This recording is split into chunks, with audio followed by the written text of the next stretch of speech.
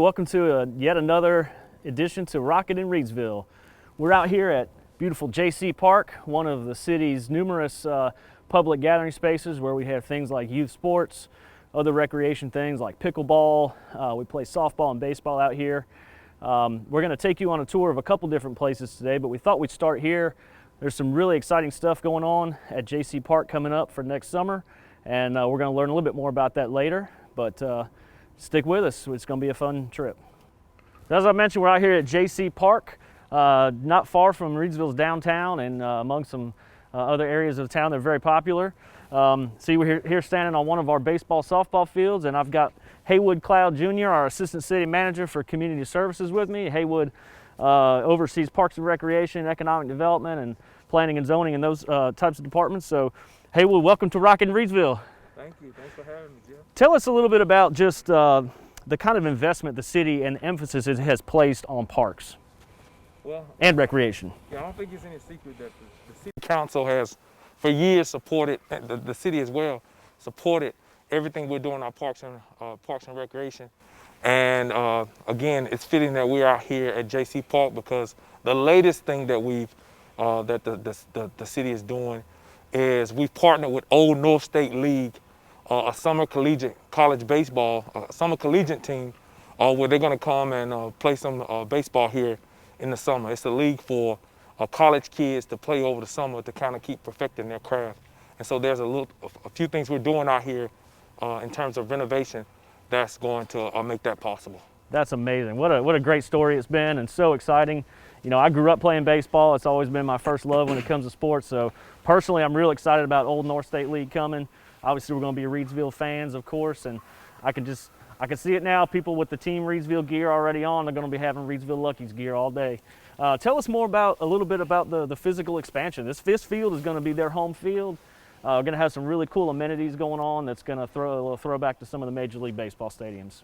Well, as you can see it in the backdrop, we're going to expand the outfield. We're going to move left field from 300 out to 330, center field from 300 to 380, and then in right field from 300 to 315.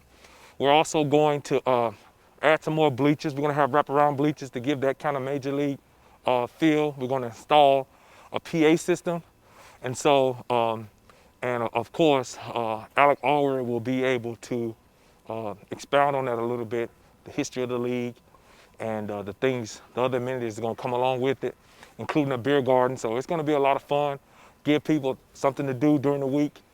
And so we're just excited about this opportunity. Absolutely, yeah. So Parks and Recreation, a huge part, integral part of the city's overall economic development strategy, part of what makes us unique. All communities that are growing have these types of amenities to offer their residents and also visitors. And it's a big reason why certain businesses will come and choose your location when there's a lot of cool things going on. So thank you for being with us today, and we'll talk to you here again in a little bit. And I'm going to get Alec Allred. Here we are, Mr. Alec Allred, who's the Vice President and Director of Baseball Operations for the Old North State League. Again, it's a collegiate summer league that is bringing a brand new team here to Reidsville, the Reidsville Luckies. Welcome, Alex. Thank you for joining us. Tell us, what is the Old North State League? Yeah, I appreciate you having me out today. The Old North State League is a college summer wood bat league based entirely out of North Carolina. There's 10 teams located around the state. Most of them are in the triad, but there are some teams in the western part of the state and out towards the coast. But yeah, we created the league to be a player-centered league. You know, we saw how certain leagues around the country were being ran, and we wanted to be a little different than those. We wanted to strictly focus on the player's experience more than anything. And so when we started the league in 2018, a couple of buddies and myself kind of came up with the structure of it so that we would cater towards the player's needs and then also make it fan-friendly as well. Cool. So you mentioned there's about 10 teams across the state, a lot of them focused in the Triad area. How many games do you guys play over the summer? What's the schedule like? Normally we'll play between 30 and 40, including the playoffs. Usually it's 30, 35 in the regular season and then 4 or 5 in the playoffs, depending on how the structure of the playoffs is set up and depending on how many teams are in the league and stuff. In the past, we've played some non-league games. So moving forward, we'll probably continue to do the same. But as our league grows in terms of teams, we'll probably play less and less non-league stuff just because we have so many teams to play. Cool. Yeah, great. It's going to be a great experience for our families and people to come out and enjoy games, bring in visitors. Obviously, parents and families of the players who are on these other teams will come visit Reidsville. We're going to put a great first impression on this league. We want it to be a great experience for them, for the players most of all, and also our fans who will be here night in and night out. Tell us, Alec, about so obviously Major League Baseball and the NBA and all these other sports leagues had to really get creative when it came to dealing with the pandemic. How did y'all handle it this year? Yeah, it was definitely unusual because we were one of the only leagues playing in the state of North Carolina and really around the country. And we were the biggest league in North Carolina playing. We had a lot of success at controlling the environments and stuff. We have 300 players and staff members throughout the league and didn't have a single positive case over eight-week period. To my knowledge, we didn't have any positive cases among fans either. Obviously, we followed all the guidelines in terms of fan restrictions at games, which made it a little difficult, to be honest with you. But in terms of the players, like I said, we created the league for players. So while other leagues around the country were canceling because it wasn't business friendly and it was costly, we decided we would try to bite the bullet and give these guys the opportunity to play, especially after their spring seasons were canceled. So, we did everything that basically all the other leagues do in terms of not shaking hands, just little stuff like that. Obviously, we don't have the budget to do contact tracing and test players on a several days a week or anything like that. But we just try to do the best that we could in terms of limiting interactions amongst teams and keeping guys spread out in the dugouts and on the field and things like that. Give us a couple examples of some of the colleges and universities that these players come from. We've got pretty high-level baseball here. Yeah, we've got a couple guys from Wake Forest. We've had guys from North Carolina, East Carolina.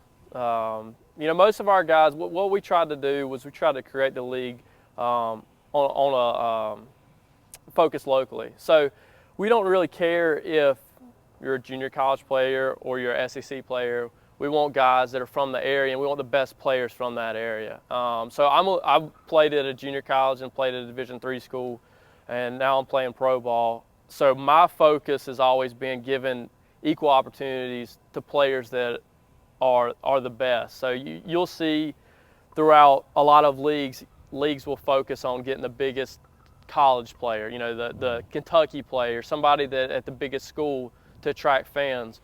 We want to get the best players that are from that area playing, and knowing that there's junior college guys that are better than, Power 5 Division I players. Right. And so that's our focus. We know that'll put the best product on the field, will also get the most fans out. You mentioned, so it is kind of a shop local, if you will, of the players in a lot of cases. You do something very interesting, though, when the kids who are playing out here that aren't from this area, you have host families, right? It's kind of like an international exchange student type situation. Right. Tell us about that, and for our listeners, how they can get hooked up with you guys to be a host family if they wanted to be. Yeah, so realistically, this is one of our bigger markets in terms of areas. We've got teams in other areas that there's not 30 ball players that are in college currently in that area. Reidsville, we probably could do that, but that's not to say that we definitely will be able to. So we have a host family system throughout the whole state, and we just try to attract families. A lot of times it's guys or families that have young kids that play baseball or just interested in sports in general. And they host a player for the summer. They could be from anywhere around the country. And then that's how we kind of build our rosters in terms of those teams that need a player here or a player there. The biggest thing, and everybody will tell you this in college summer ball, is getting pitchers. Pitchers are the hardest to come by.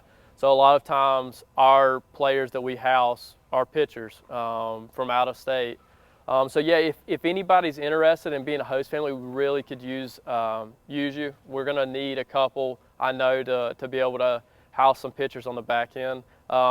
If you want to, go on the oldnorthstateleague.com and there's a host family registration form. If you'll fill that out, then our staff will be in touch with you. Awesome.